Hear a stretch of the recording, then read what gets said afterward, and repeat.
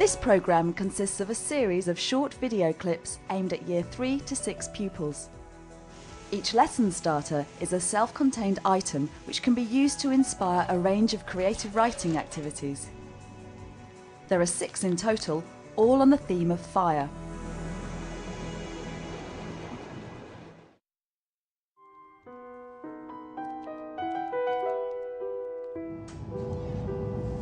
This is going to happen very quickly.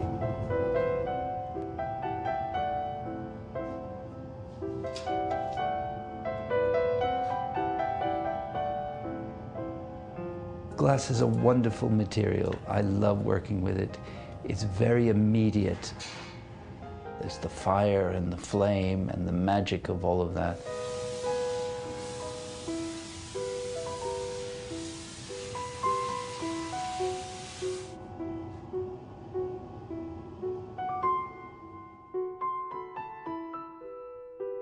In order to turn sand, which is the basic material of glass, into glass, you need a lot of heat, a lot of flame, and a lot of fire, which reaches a high enough temperature so that the sand actually melts.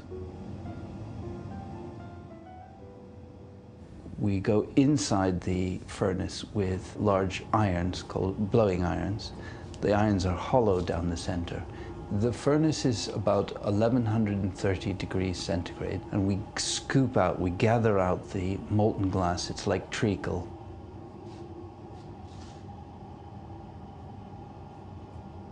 The way in which I introduce color, I take the glass which is on the end of the blowing iron and I dip it into grains of broken glass, and that coats the surface.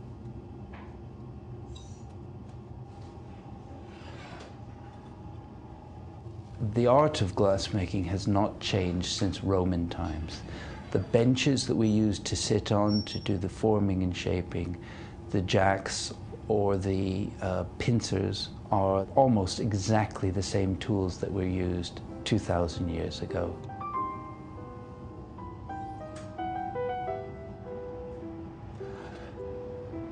We have another chamber called a glory hole.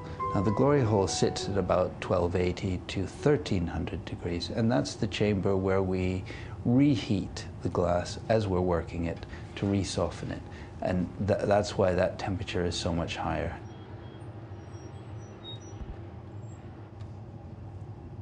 The most important process in making a plate is the spinning at the end. You've shaped it as you would a bowl. The very last moment, the spinning creates centrifugal force and pulls the edge of the bowl right out and flattens it.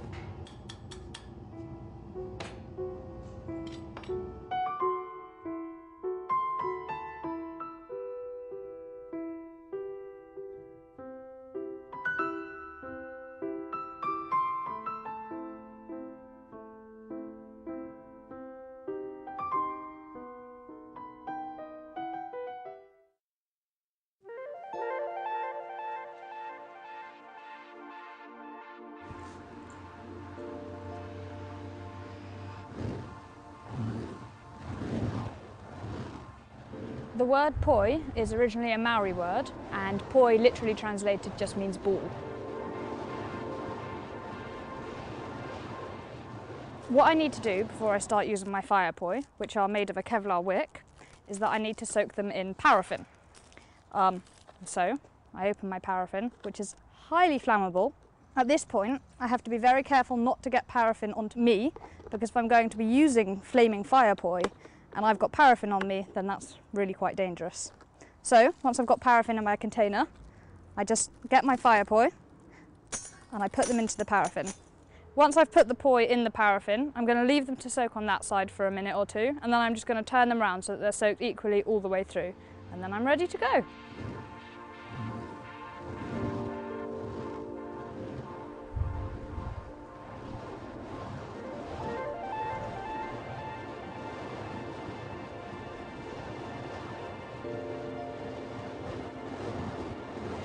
The first trick I learned with poi is called a weave, which is the basic trick in poi. And then most of the other things I taught myself just by playing around with them or by watching people and learning off them. But really what it consists of is just getting used to where they can swing and where they won't hit you and what planes they can swing in. And once you know that, you can pretty much make it up yourself.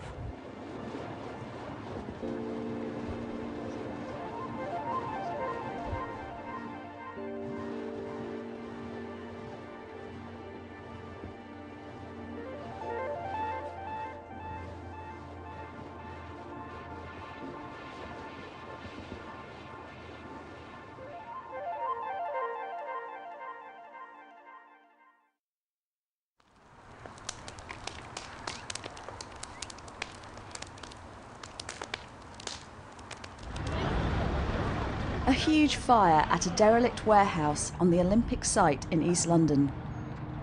I'm standing on the roof of a block of flats around 200 yards from the fire. I'm at least 100 feet in the air, and yet the smoke is climbing hundreds and hundreds of feet above me. There's flames within the smoke shooting up in the air. Across the whole side there is a blaze, and then the smoke is just drifted all the way over towards Stratford. The whole area seemed to be completely covered in smoke. When volcanoes erupt without warning, fire and molten lava pour out, threatening everything around them.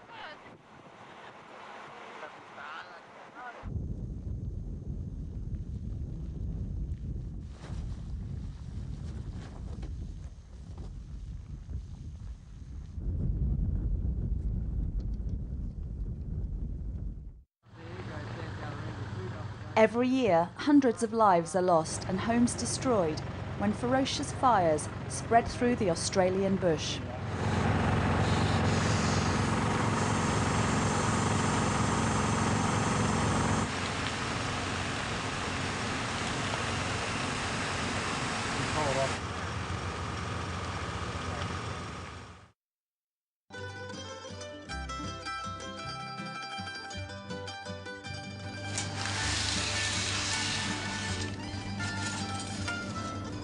We are going to basically show what we're going to do with the fire that helps us to make this lovely pizza.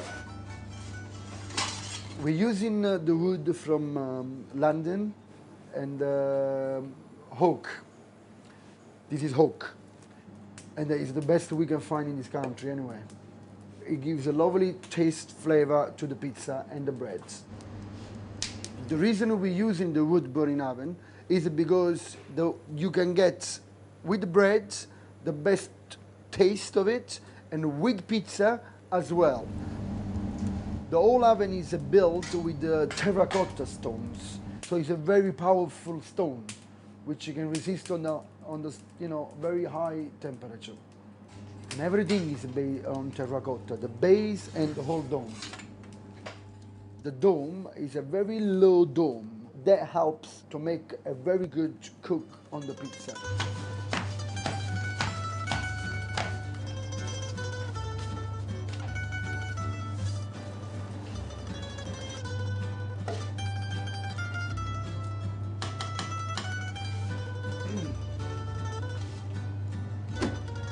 You don't need to put too much cheese on these pizzas, because if you put too much ingredient on this dough, the dough is so light and soft that you will not hold all these ingredients.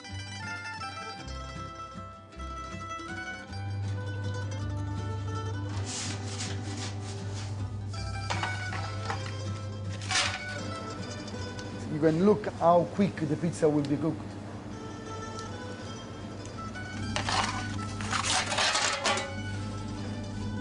Touch, yeah? The pizza is ready. That's how quick it takes to cook a pizza. Difference of other pizza, and I'll show you the difference and the reason why you can't put too much ingredient in this pizza. This is the lightest pizza with no ingredient on top. Look what happens if I lift the pizza like this. Everything will fall down. So you can't eat this pizza like you normally eat all pizza in London. What you do with this pizza, the only way, I mean, there is a different way, but one of the common easy way is just 4 parts, cut it, roll it, and then eat it like this. Delicious.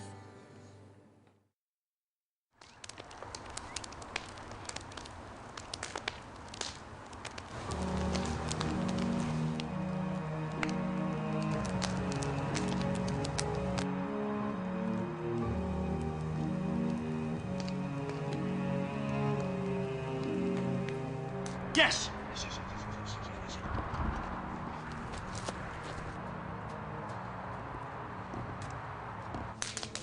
The coals I was walking on were actually at a temperature of several hundred degrees Celsius. However, I didn't get burnt. In fact, I didn't feel any pain at all because I was walking so quickly that there was hardly any time for any amount of heat to transfer from the coals to my feet. It's actually slightly misleading to call it fire walking because you're not walking on flames, you're walking on these coals, and yes, they are very hot, but they're covered in a fine layer of ash which acts as an insulating layer and protects your feet from the heat. Firewalking's been around in different cultures for hundreds if not thousands of years, and it's often used as a ritual to test people's faith. And in a way, I guess I was putting my faith in science. Science passed the test. Now, this was something I did as a scientist and in very carefully controlled conditions, so I wouldn't recommend you try and do it yourself.